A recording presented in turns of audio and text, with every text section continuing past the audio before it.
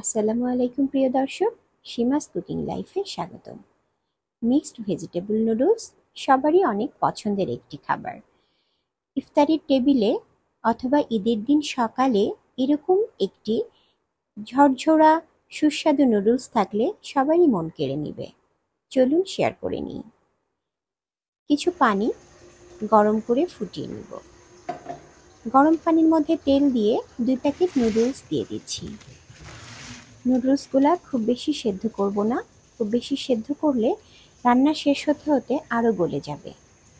70% সেদ্ধ হয়ে আসবে যখন, তখন নুডলসগুলা ঢেলে ঠান্ডা পানি দিয়ে ধুয়ে নিব। একটি স্ট্রেনারে ঢেলে আমি ঠান্ডা পানি দিয়ে নুডলসগুলা ধুয়ে পানি ঝরিয়ে নিচ্ছি। মুরগির বুকের মাংস লবণ, চিনি এবং কিছুটা কর্নফ্লাওয়ার দিয়ে ভালো করে মেখে রাখবো 10 মিনিটের জন্য। তেল গরম হলে তেলের মধ্যে রসুন বাটা দিয়ে কিছু কাঁচামরিচ ফালি দিচ্ছি। কাঁচামরিচগুলোর বিচি ছাড়িয়ে নিয়েছি। কাঁচামরিচ আর রসুনের এই ফ্লেভারটা কিন্তু নুডলসের মধ্যে অসাধারণ লাগে। একটু ভাজা ভাজা হলেই মুরগির মাংসগুলা দিয়ে কিছু সময় ভাজতে থাকব।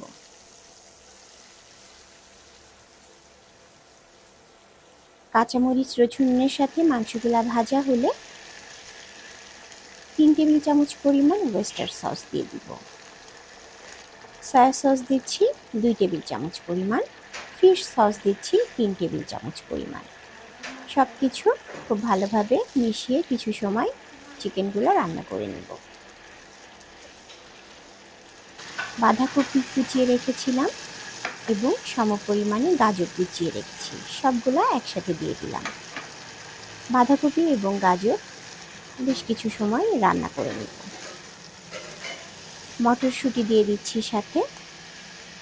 সবজিগুলো থেকে কিছুটা পানি ছাড়বে, পানি ছাড়া পর্যন্ত সবজিগুলো রান্না করতে হবে। সবজিগুলো অনেক বেশি সেদ্ধ করে নিব না, ক্রাঞ্চি থাকতে থাকতেই সেদ্ধ করে রাখা নুডলসগুলো সবজির মধ্যে দিয়ে দিব।